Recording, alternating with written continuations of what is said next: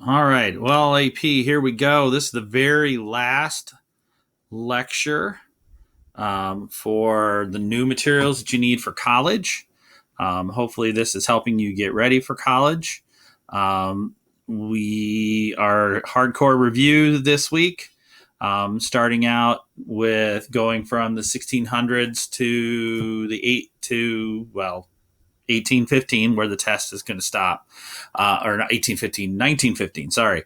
So this is the last of this is part two of what you got from before about decolonization and some of the social and immigration issues. So basically, the reconstruction of Europe after World War II. Europe is decimated. Obviously, Germany's in ruins. Russia's lost 20 million people. England, the Allies don't fare well. Like I said, Russia has lost 20 million. France has seen massive devastation and warfare. French villages. Paris is saved only because the commander that was controlling Paris at the time cannot see the city burned, even though Hitler demands it. London has survived the Blitz, but is devastated, and their economies are ruined. And of course, like we said, the colonies are starting to fall away because of this pressure. To rebuild after we see the Bretton Woods Conference is going to establish what we call the International Monetary Fund, which we refer to today, the IMF, as the World Bank. Its goal was to loan money to struggling countries and to prevent economic crisis and, of course, anarchies, which led to things like World War II. And, of course, what may happen is a Russian revolution all over the world.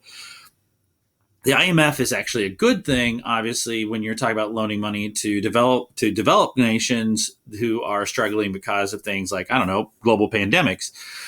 However, it does form kind of a trap for poorer countries, because these poor countries are going to borrow money and they can't already pay back the money they already borrowed, which means they fall farther into debt, which causes more social and economic struggle. We're also going to see the creation of a structure to maintain the peace and to find ways other than, I don't know, invading Poland, as we seem to be the thing that happens often in Europe, with the United Nations, which was created in 1945. Its original was settled in San Francisco, but later moved to New York.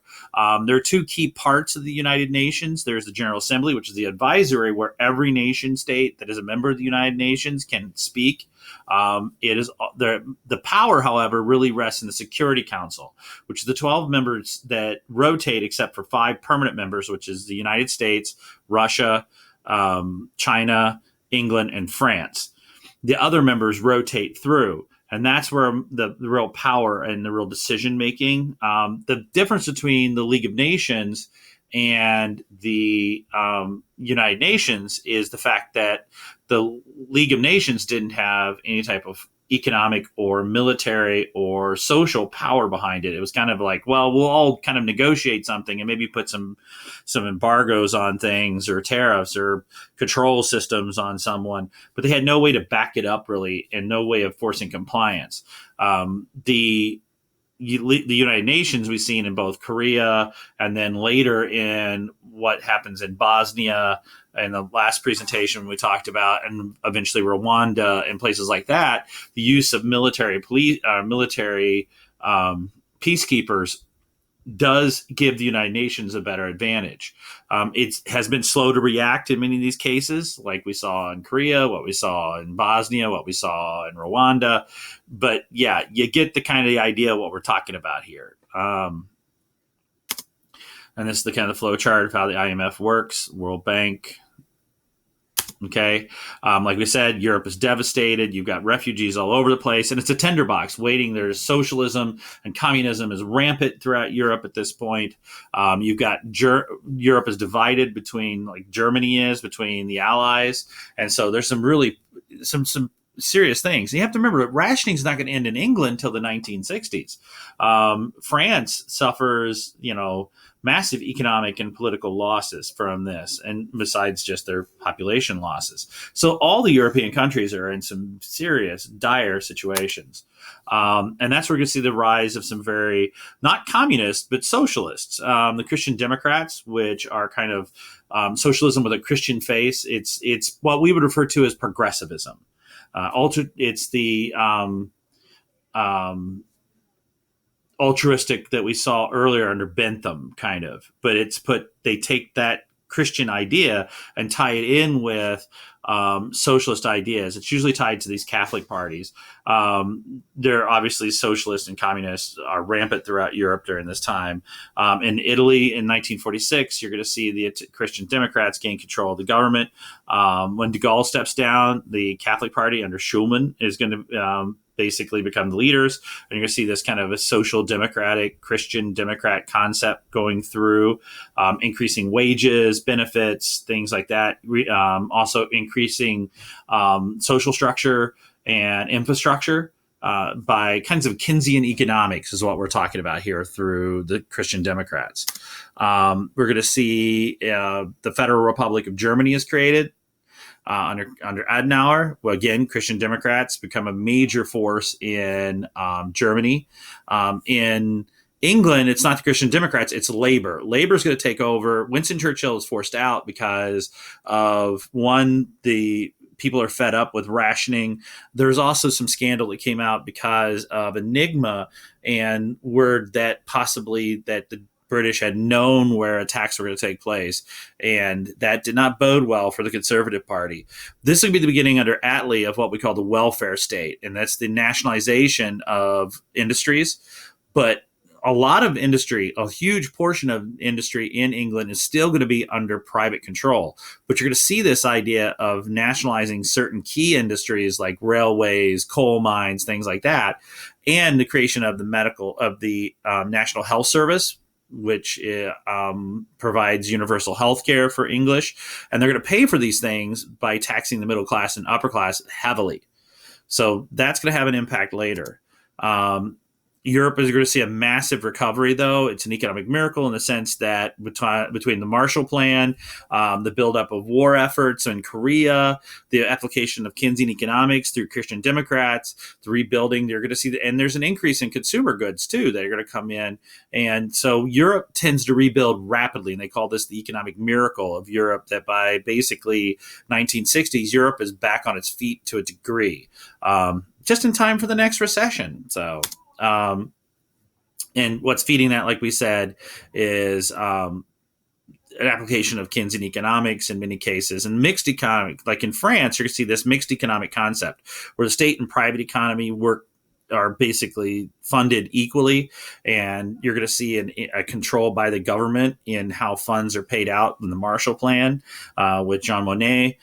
In Germany, there is a combined free market and social welfare network. So it's kind of a combination. So that's what you have to understand when we talk about socialism in Europe, is we're not talking about communism. Or many people think that socialism is going to take over every single component of the system. They don't.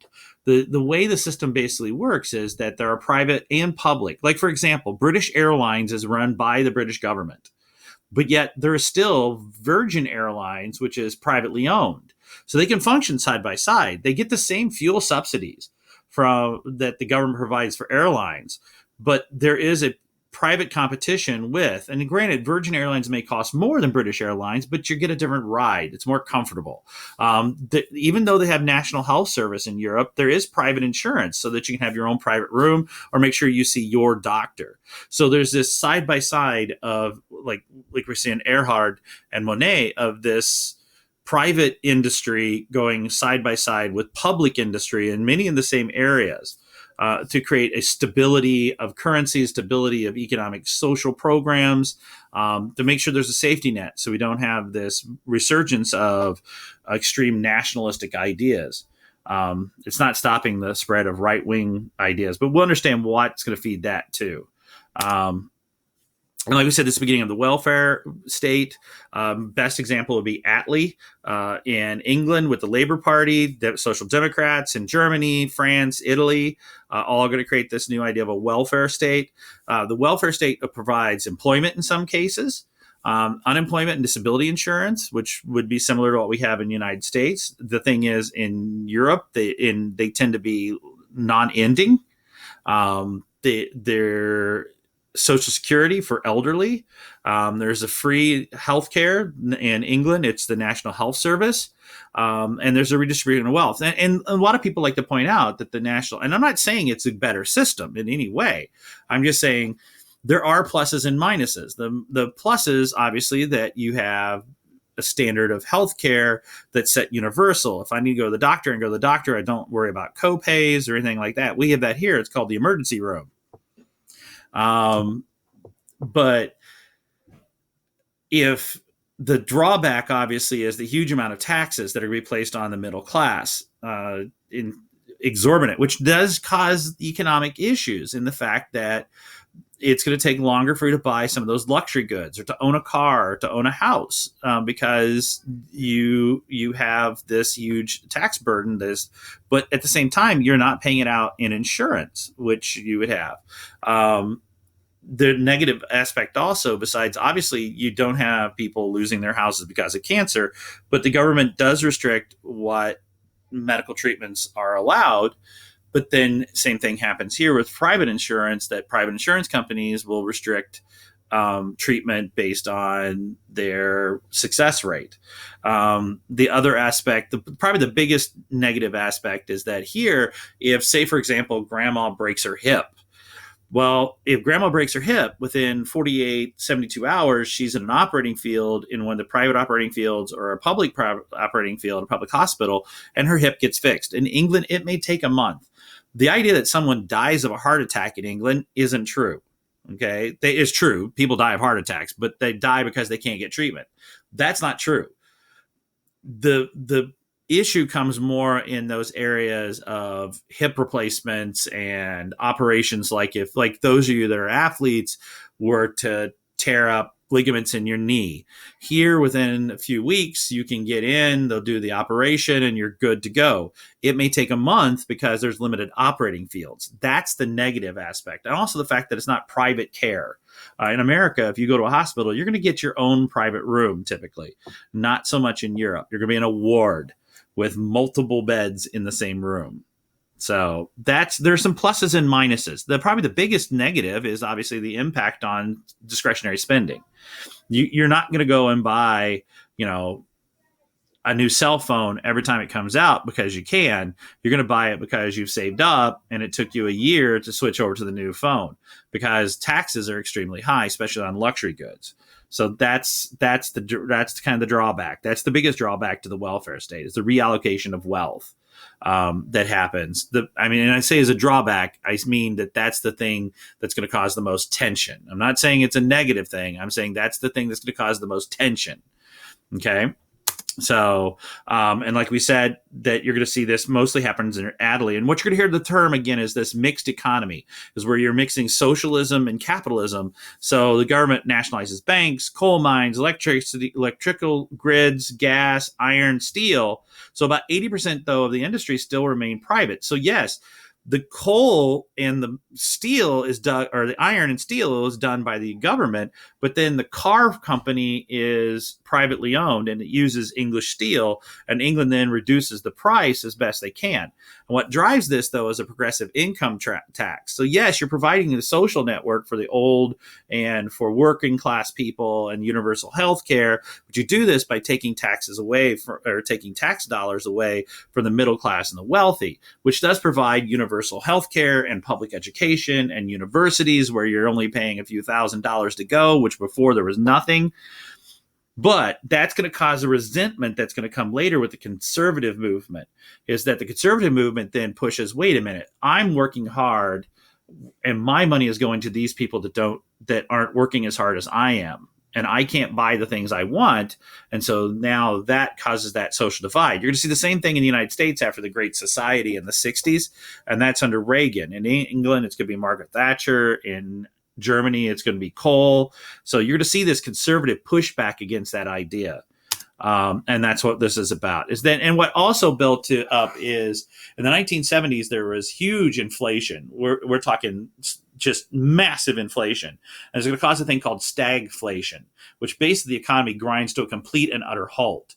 That, coupled with the oil embargo because of America's support and European support of Israel during the Yom Kippur War, and the fact that OPEC nations, like Arab nations, were pushing back for their own control of their own economic and political rights, caused massive economic plight in the United States and Europe and even in Russia.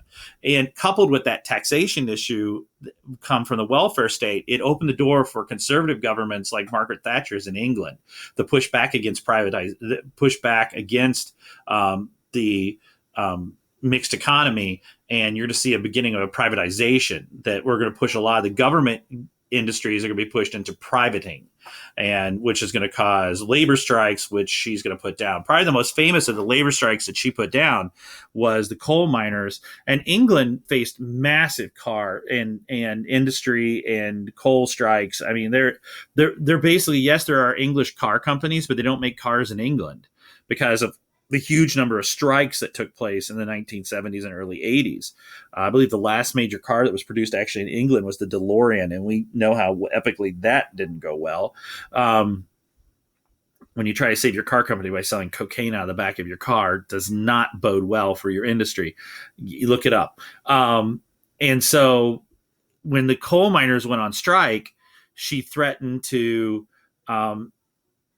fire all the workers if they didn't return back to work. And then when they refused to go back to work, she fired them all and then hired in new workers, non-union workers.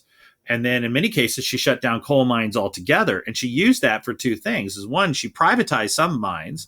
She hired new workers, which broke the strikes. And then on top of it, she started switching from coal, which England had always been trying to switch over to other forms of producing electricity, which was natural gas from their offshore oil rigs in the North Atlantic, and to nuclear power. So she used this to kind of go green and break the labor unions and start privatization. She was extremely hated in England and loved at the same time. The poll was literally 50-50 when she died about how important she was to England. And the number one downloaded song on Amazon, or not on Amazon, but on Apple the week she died was Ding Dong, the Witch is Dead. So you kind of get a feel to kind of what was going on in England here and how much they felt about Thatcher. So another problem we talked about in the last PowerPoint is the migrant worker issue. Because of the birth control pill and the shifting of, once you provided free college education through your social network, and then the birth control pill, and women took control of that, and you had a higher educated middle class and upper middle class populations, then there was less population to do the labor work like build houses, pick food, things like that, drive trucks. And so what happened was the beginning of what we call the guest worker program. And the last one we talked about guest workers is coming in. There's also migration from Eastern Europe to Western Europe. Poles, Bulgarians, Russians in some cases. That then causes a cultural and economic impact. Obviously, lower middle class people see these as a threat to their jobs, much like you see in the United States, with this idea of workers coming into the United States from Latin America is seen as a threat to middle class, white collar job or blue collar jobs.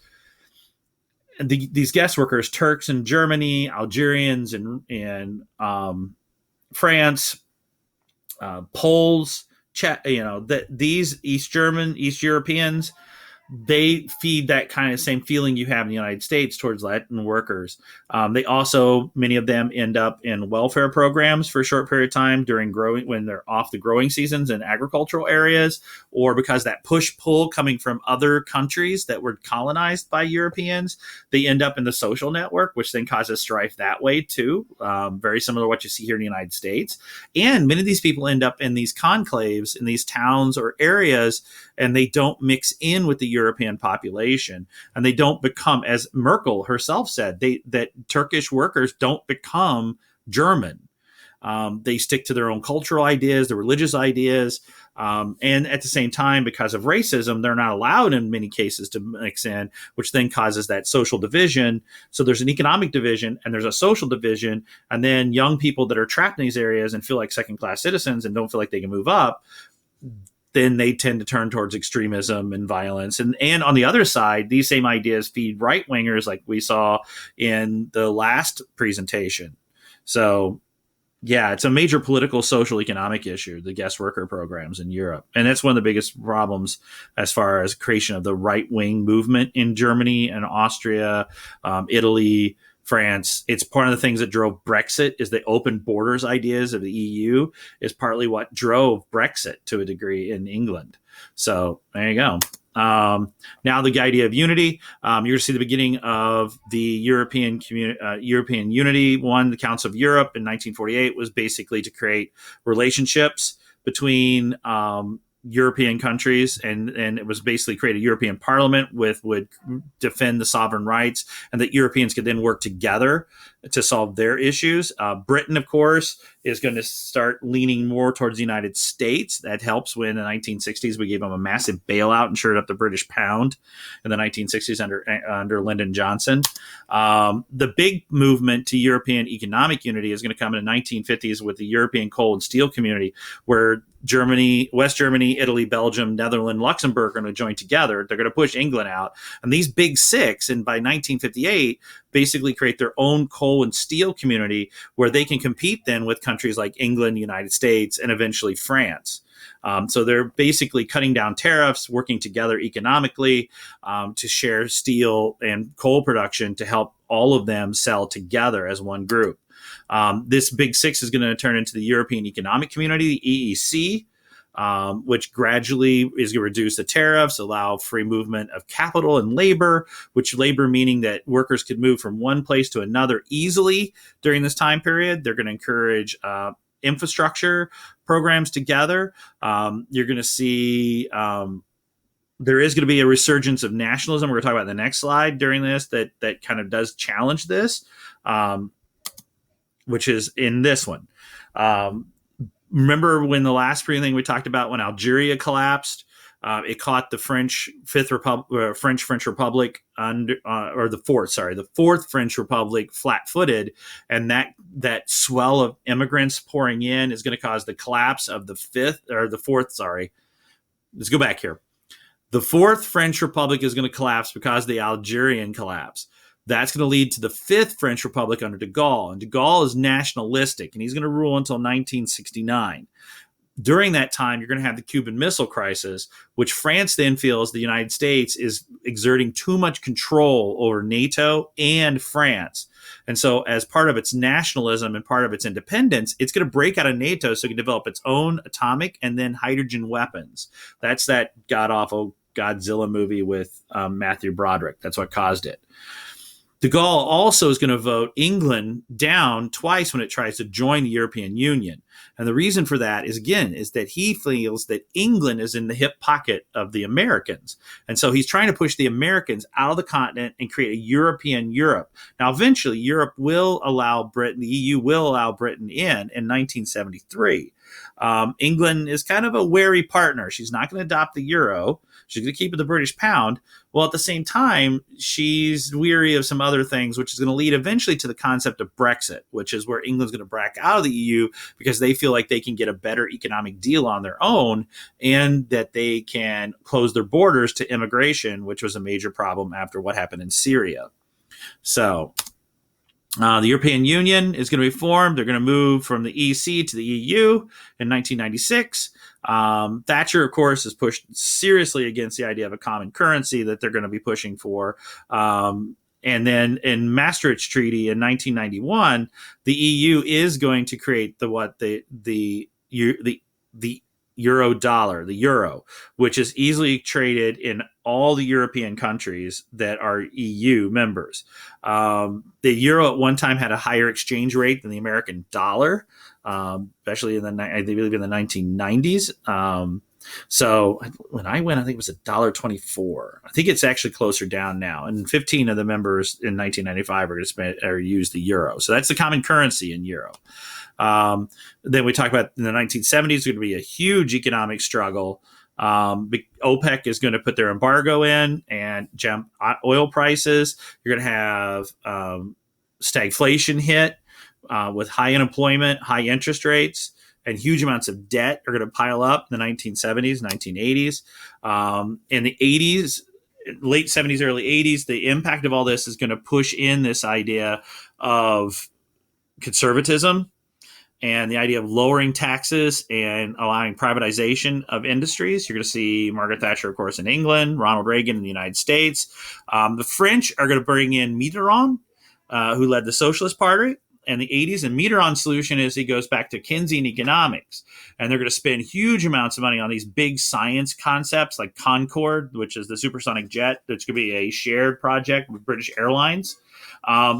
It's great. It creates jobs, but it also creates a huge amount of debt for France, which France cannot dig itself out of. And France is near economic collapse in the 1980s because of this. So the austerity programs and I wouldn't even go to call it austerity. I would call it supply side economics. That's a Reagan term, is where you cut taxes, increase military spending, and cut social programs to generate expansion of the economy. Versus Keynesian economics. That's what you're going to see in Europe. You're going to see a huge, massive buildup of science with jets and technology. Europe basically faces the same economic challenge. BBC in television is going to become one of the major outlets for people. We're going to talk about that in a minute. You're going to see the space race with Sputnik. It's going to be a European in space first, Yuri Gagarin. But then eventually Europeans will create their own space agency so that they can basically they share the economic burden and the scientific development. The biggest problem for technology and society in the 1970s, 1980s, 1960s is the brain drain, is that if I can find a better job, and especially with the Cold War, is feeding this rocket technology and airplane technology and computer technology in America, and I can get more money working in America, why would I stay in England?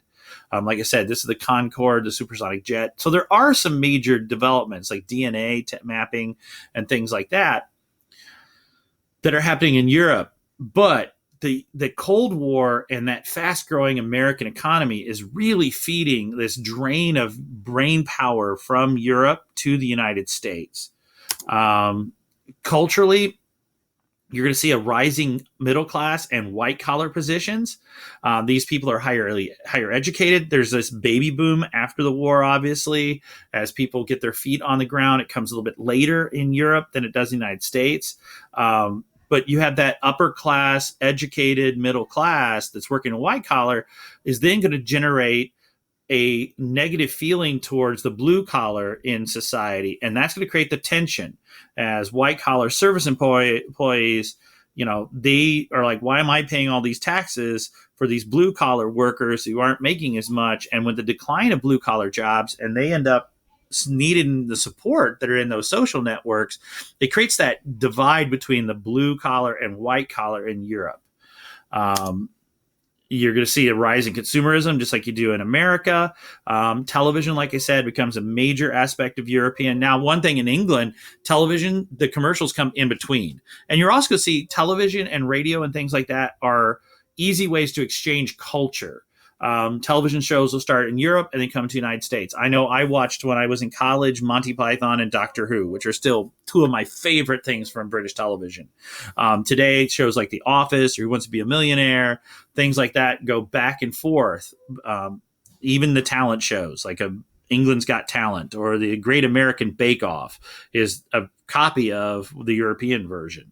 So, and by the way, many of those are paid through taxes.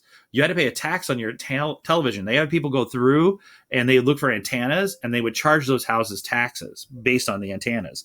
You're also going to see the beginning of a counterculture movement in Europe because of this youth that post World War II, much like you saw in the United States. You're also going to see a British invasion with the Beatles.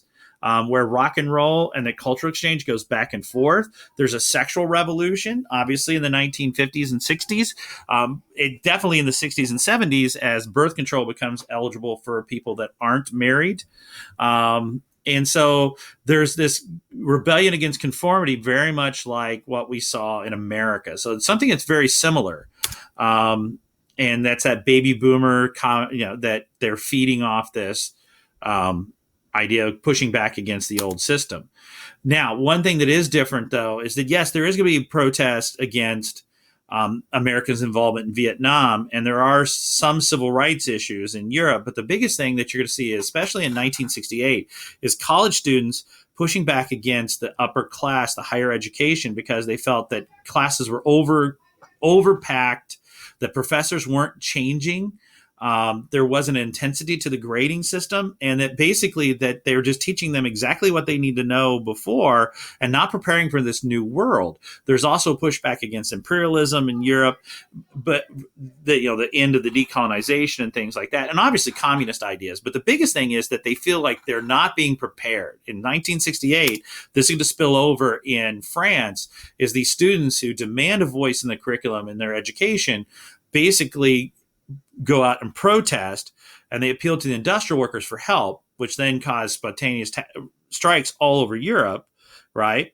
The thing is, though, is the working class people, the blue collar worker, like in America, it's the blue collar worker that sides against the counterculture movement. In France, there are strikes, and they are supported by many of the blue collar workers, but the white collar middle class wanting stability, the same things in 68 that get Nixon elected in the United States, this silent majority, the idea of returning back to old moral views and stability, and that people should know their place and they should just shut up. Well, that's what the white collar workers push towards de Gaulle. And de Gaulle then calls for an election, right? Because the government's going to collapse in the French Republic. De Gaulle calls for an election. They win decisively because of the support of those wanting the traditional view and think that college students have pushed too far. He then uses that as an A-OK to call in the troops, and they send in troops that basically assault these young people and beat them from the streets. And so that's the difference here, and that shows that cultural divide that's forming between upper and lower class citizens. For women obviously get to go to work. You're going to see higher education. In many cases, though, women still face some of the same issues that you're going to see, even though women have equal chances for pay and for equal opportunity. And the birth control pill is going to help them with that. Many countries still have restrictions on abortion, birth control. You're going to have cases where rape cases were thrown out in some conservative countries based on what women were wearing or what time of night they were out. There is still a push there was a social stigma for a long period of time about being divorced or not married. That's changing, but it's still complicated. Women are still responsible in many cases. But the thing in Europe that's different than America is that European women are given the ability to have maternity leave that's paid in many European countries, which increases their wealth. Women's rights movement, you see with Simone de Beauvoir with second sex, that women are trapped in these inflexible conditions and they need to aspire to push past these. Betty Friedan with Feminine Mystique, which is going to form the European version of Now. And like we said, there are still it depends on where you're at. Countries that typically are more Catholic tend to be more conservative towards women's rights and ideas of abortion rights and birth control and protection against rape, opposed to other countries like England. Same with same-sex marriage and with gay rights. England is going to, by the 1970s, 80s, I think, is when they lift the restrictions on where you could be arrested for being homosexual. France, I think that comes around that same time. But yeah, that's the idea, though, is that you're going to see a slow awakening, but some countries are going to be more conservative. And you're going to see a rise of feminism that goes along with that, gay rights. Okay. For the Catholic Church put under pressure to reform is going to start reforming. You're going to see the Second Vatican Council, which basically allows for vernacular and a lightening up of church rules, which allows priests to interact more as common people with the people. There has been a kind of rollback of that. The popularity of the Catholic Church went up significantly under Pope John Paul, but Pope Benedict rolled some things back. Was it Benedict? All right. And then, but you're going to see that religion, though, basically it depends on region, but in many cases, religion isn't as driving a force as it is in America, where we identify more by religious beliefs. You're going to see issues with fossil fuel, obviously, on oil production. You're going to see deforestation caused by acid rain from oil production. It was really bad in Eastern Europe because they had less restrictions in Eastern Europe. And so you're going to see a major problems with coal burning in Eastern Europe because of this. Obviously, that's going to lead to deforestation in areas and ozone layer issues. And probably one of the biggest problems was the nuclear incident that happened in Chernobyl.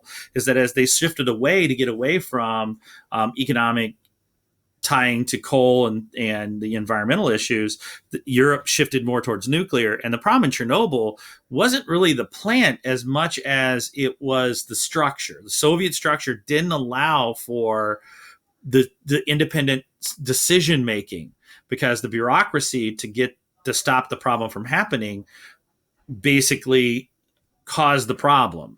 So, which then led to birth defects and a total meltdown, and the radiation spread throughout large portions of Europe and had to be contained. Even the United States got involved in calling out Russia for this incident, and then got involved in funding through world organizations to build a containment dome over Chernobyl. And so you get an idea of the spread. And this also led to new regulations, and Europe's still struggling with nuclear power. Many of them discovered, like Germany, for example, discovered that the same nuclear reactor that melted down in Fukushima when they had the earthquake and tsunami were the same nuclear reactors that are in Germany. And they had to basically shut down those nuclear power plants and then replace them. And that gives you an idea. I got a documentary on Chernobyl. I might put up on our Google Classroom. So, folks, that's it. We're all done.